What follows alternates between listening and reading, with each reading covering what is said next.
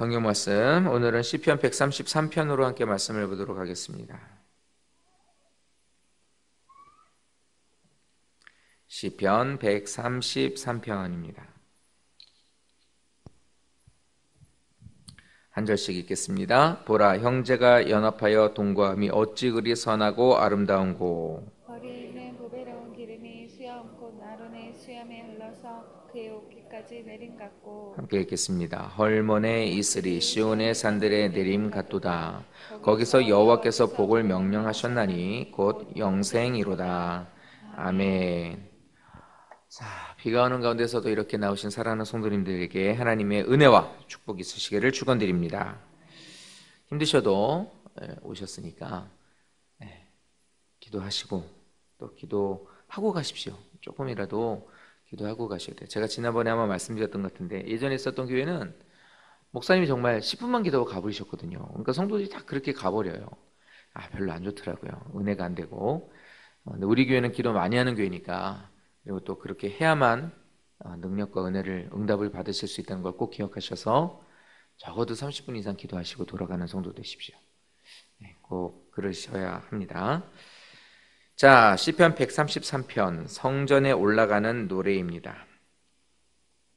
지난 시간에 어제 이제 132편에 있는 말씀을 이렇게 보았을 때, 하나님 성전을 중심으로 하여서 하나님 앞에 이렇게 예배하고, 또 하나님 은혜 가운데서 이렇게 모이는 자들, 또 그것을 기뻐하는 자들, 즐거워하는 자들, 성전 중심인 자들에게는 하나님께서 은혜를 더하신다 그랬습니다.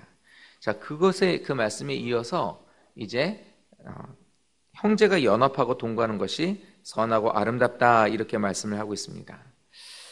여호와를 경외하는 믿음의 가정에서도, 그리고 또 하나님을 섬기는 믿음의 공동체인 교회 안에서도, 그리고 이 민족 안에서도 하나님께 예배하기 위해서 한 마음으로 모인 이 모든 언약 공동체는 모두 다 이런 아름다운 모습이 있어야 된다고 말씀을 하고 있습니다. 근데 이것은 당연해요. 성경 말씀과 우리들의 삶 속에서 있는 일들은 사실 이렇게 분리가 되어 있지 않습니다. 그래서 부모와 자식 간의 관계를 보면, 그러니까 부모가 자식을 바라보는 그런 인애로움과 또 그 사랑을, 사랑하는 그 사랑을 보면 하나님의 사랑을 알 수 있고, 또 자녀들이 부모를 어떻게 공경해야 되는지를 우리가 살면서 보면 그것이 하나님한테도 우리가 어떻게 해야 되는지 사실 알 수 있는 것 같습니다.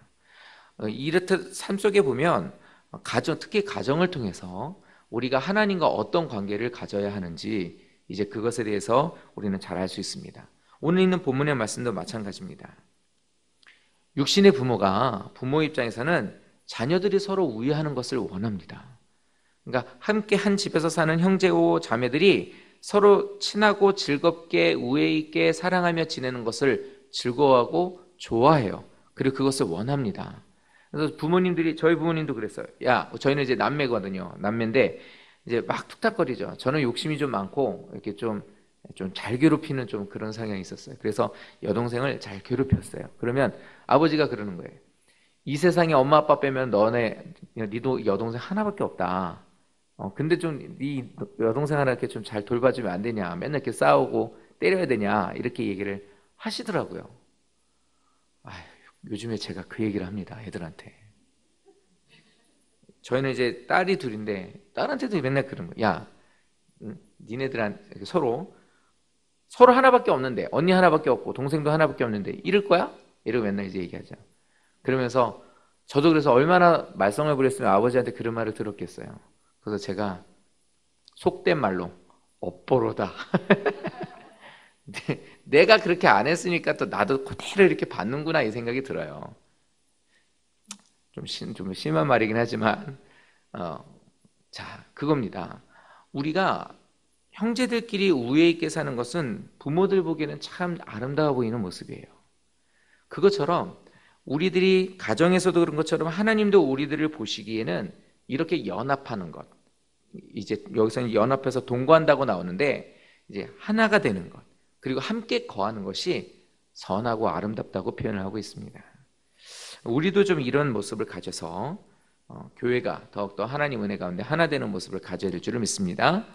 자, 2절의 말씀에 보면은 머리에 있는 보배로운 기름이 수염 곧 아론의 수염에 흘러서 그의 옷깃까지 내림 같다 그랬습니다.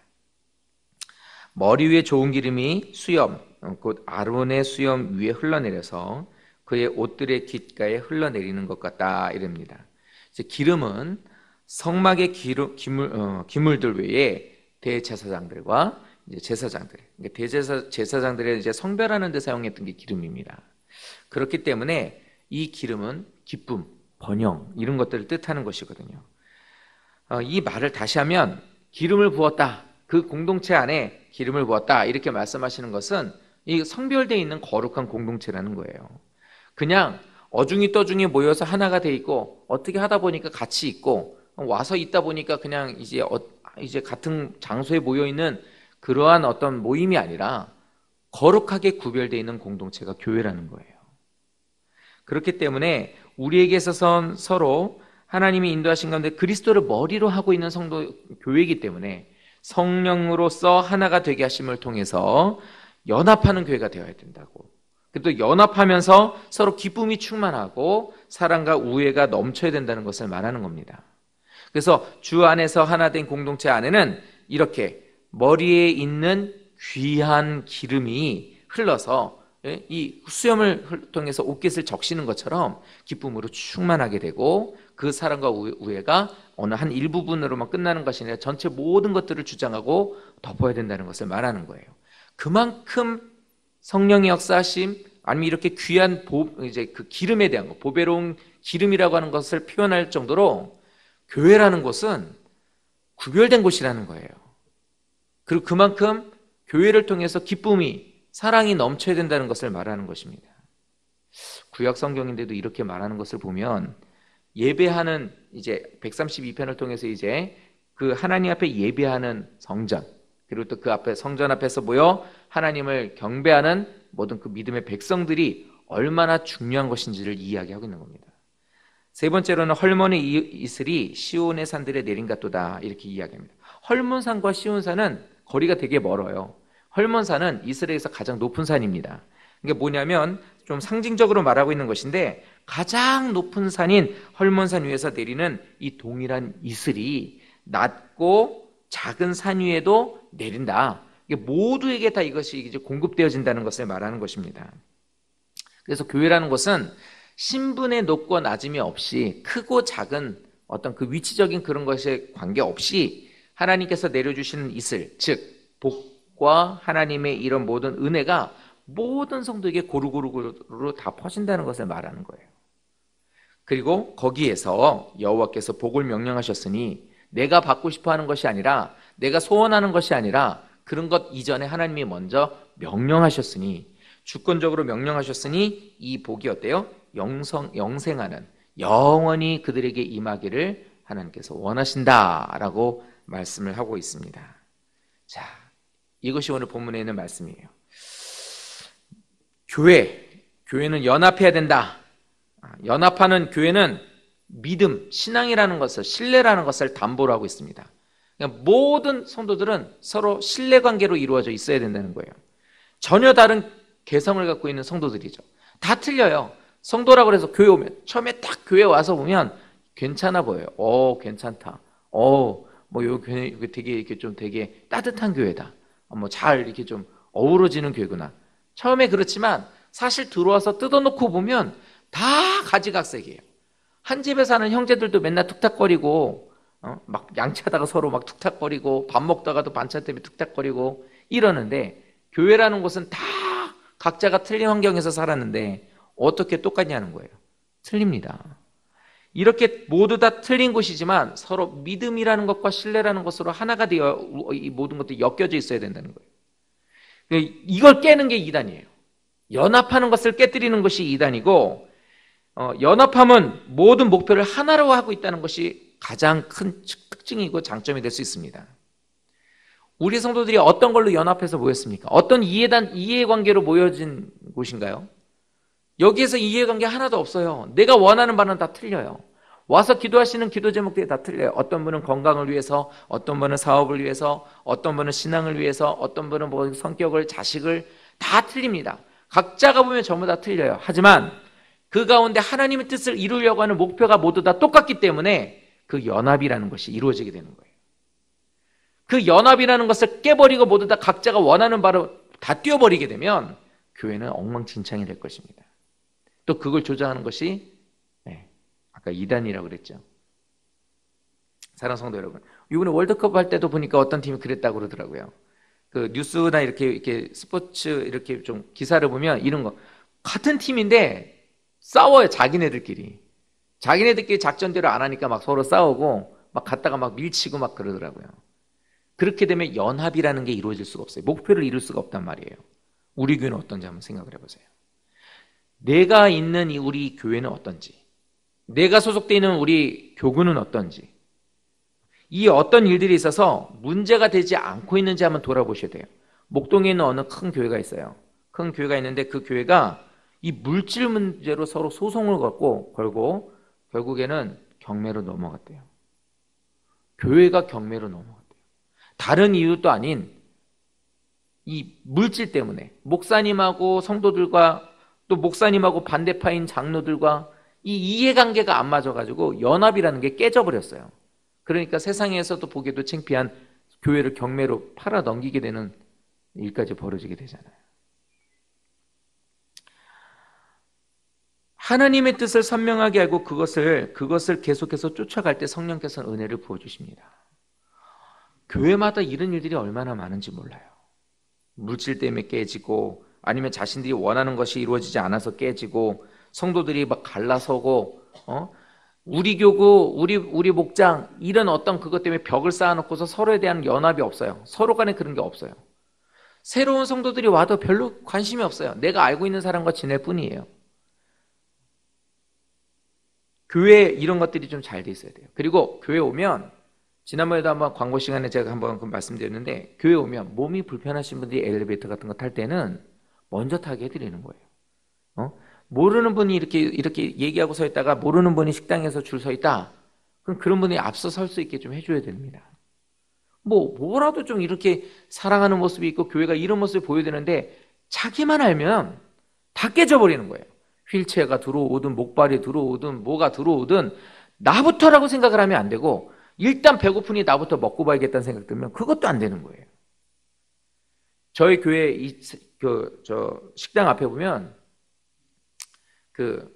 1년치 식당 저희가 이제 교회에서 식사하는 것은 광명성전은 10만 원, 소아성전은 50만 원 정도를 드리면 식사를 한 끼를 이제 주일날 식사 대접을 할 수 있거든요.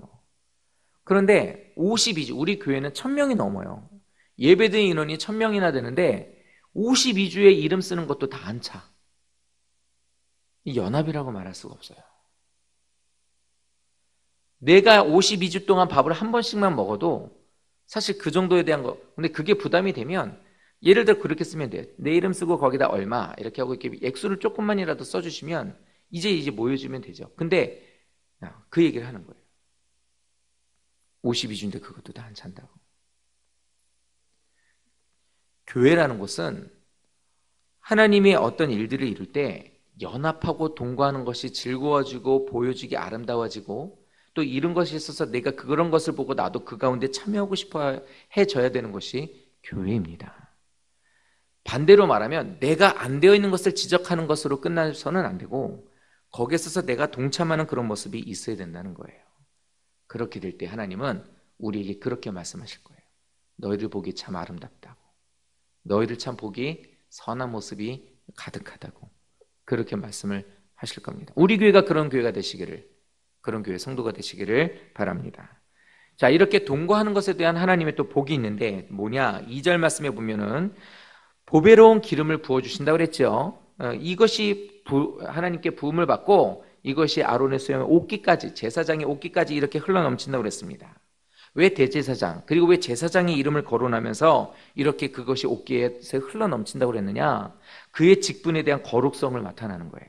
모든 그 안에 동거하고 연합되어 있는 자들 보면 각자의 다 직분이 있습니다. 그 모든 직분은 하나님이 거룩하게 그들에게 있어서 구별해 주시고 하나님께서 그것을 거룩하게 해주셨다는 거예요. 맡겨주신 직분이 뭡니까? 우리에게서 높고 낮은 직분이 없어요. 교회에서 높고 낮은 직분이 어디 있습니까? 없어요. 다 똑같아요. 집사여도 권사여도 이런 직분을 치우고, 아니면은 회장이어도 아니어도 목자여도 아니어도, 교회 직원이어도 아니어도, 교회에서 헌금위원으로 하는 사람이어도, 주차위원을 하는 사람이어도 높고 낮음이 없어요. 주께서 구별하신 모든 성도에 대한 직분은 다 거룩한 직분입니다. 믿으시기를 바랍니다. 그래서 이 직분으로서 하나님께서 부어주시는데, 그 사람들에게 어떤 것을 거룩하게 하신 그들에게 어떻게 하시느냐? 신령한 복을 주신다는 거예요. 기름이라는 게 바로 그걸 뜻하는 거예요. 모두에게 거룩한 복을 부어주신다는 거예요. 그렇기 때문에 높고 낮음이 없는 모든 성도들에게, 직분을 갖고 있는 모든 성도에게, 예배하는 성도에게, 하나의 공동체로 이루어지고 있는 모든 성도들에게 하나님은 신령한 복을 부어주신다. 그래서 그 교회는 각자가 다 성령의 충만함, 아니면 하나님께서 부어주시는 은혜, 그것을 통해서 하나님께서 공급해 주신 말씀의 능력, 이런 것들을 하나님께서 공급해 주신다는 거예요. 잘 연합하십시오. 그 가운데서 하나가 되도록 열심히 하십시오. 우리가 목표라고 있는 하나님의 원하시는 뜻을 이루기 위해서 최선을 다하십시오. 그러면 하나님께서 신령한 은혜와 복을 부어주신다는 거예요. 그 다음에 주시는 복이 뭐냐? 3절 이슬입니다. 이슬이 녹아서 시온의 산들까지 다 미친다고 그랬죠. 이스라엘은 메마른 땅이에요. 우리나라 같이 이렇게 막 장마도 있고 비가 자주 오는 나라가 아니라 비가 잘 안 오는 나라거든요. 그런데 그만큼 비가, 물이 아주 필요로 하는데 헐몬산을 통해서 어떻게 모든 시온의 산들에 공급해 준다는 거예요. 그렇기 때문에 성경에서 이 하나님의 은혜와 복은 우리에게 있어서 모든 것들을 하나님께서 복으로, 그리고 또 은혜로 풍족하게 풍성한 곡식을 먹을 수 있도록, 땅이 비옥할 수 있도록, 모든 것에 부족함이 없도록 부어주시는 은혜를 뜻하는 겁니다. 창세기 27장 28절의 말씀에 보면 하나님은 하늘의 이슬과 땅의 기름짐이며 풍성한 곡식과 포도주로 내게 주시기를 원하노라 그랬어요. 다시 말하면 뭐냐면 이슬은 하나님의 은혜와 복을 상징합니다. 그래서 우리가 주 안에서 모여서 연합하고, 모여서 뭐합니까? 옛날에 그랬대요. 어떤 집에서 집사님이, 집사인데 맨날 교회에서 집에 모이면 아줌마들, 동네 아줌마들끼리 모여서 고스톱을 치는 거예요. 모이면 고스톱을 치는 거예요. 5살 된 딸이 있는데 목사님이 신방 왔더니 그 5살 된 애가, 목사님이 딱 와서 앉으니까 5살 된 애가 고스톱 칠 때 쓰는 담요를 갖고 와서 그 앞에 펼치더래요. 이게 완전 쇠뇌가 된 거죠. 아무개야 그거 갖고 와 그랬대요. 그랬더니 그 아줌마들하고 모이면 그 담요, 그 이제 모포, 그 군용 담요 같은 거 이렇게 펴놓고 고스톱을 쳤던 거죠. 그러니까 목사님이 신방 오고 딱 그 앞에 마주 앉아있더니 이 아이가 이제 습관처럼 와가지고 그거를 탁 펼치더라는 거예요. 그 집사님은 그걸 보고, 얘가 이걸 왜 이렇게 여기서 쓱 치워놓고 그 다음부터는 고스톱을 끊었대요. 교회 모이는 이유가 뭐예요? 고스톱 치기 위해서 모입니까? 모이는 이유가 뭐예요? 어떤 내게 유익이 있어서 모이십니까? 아니거든요. 교회 연합의 가장 첫 번째는 예배예요. 기도이고요. 하나님의 어떻게 하면 이룰 것인지를 위해서 모이는 겁니다. 그 모이는 그 연합 위에 하나님께서는 은혜와 복을 더해주신다는 거예요. 성도님의 삶에 필요한 모든 것에 미치지 않는 곳이 없게 곳곳에 다 그것이 들어갈 수 있도록 하나님께서는 공급해 주신다는 겁니다. 이러한 복을 받으셔서 이 아름다운 하나님의 복이 가정에까지 스며들어서 가정에서도 아름다운 연합이 이루어 주시고, 또 그 은혜가 넘침으로 하나님의 공급함을 받음으로 내가 교회 다니길 잘했구나, 정말 교회를 다니니까 하나님이 역사하시고 복을 주시는구나, 이런 것을 경험하시는 성도 되시기를 예수님 이름으로 축원드립니다. 마지막 복은 영원한 복이 있다고 말씀을 하고 있습니다.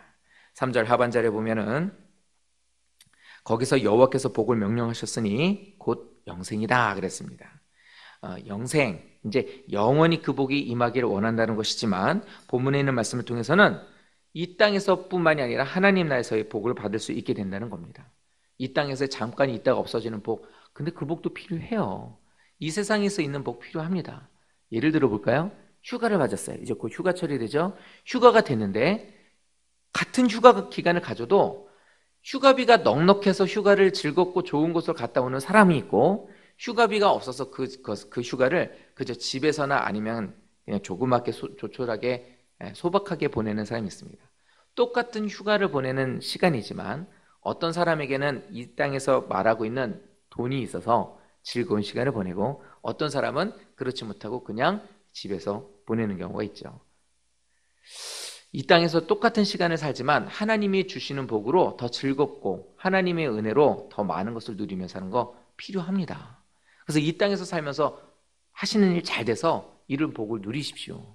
하지만 그 복이 우선이 돼서는 안 된다는 거예요. 그거는 그 휴가 기간 얼마나 짧아요. 어떻게 생각하면 휴가 안 받는 게 나아요. 좀 놀만 하면 끝나버리고 더 피곤해지잖아요. 저희 이번에도 교육자들 이제 휴가가 목요일까지입니다. 원래는 금요일이었는데.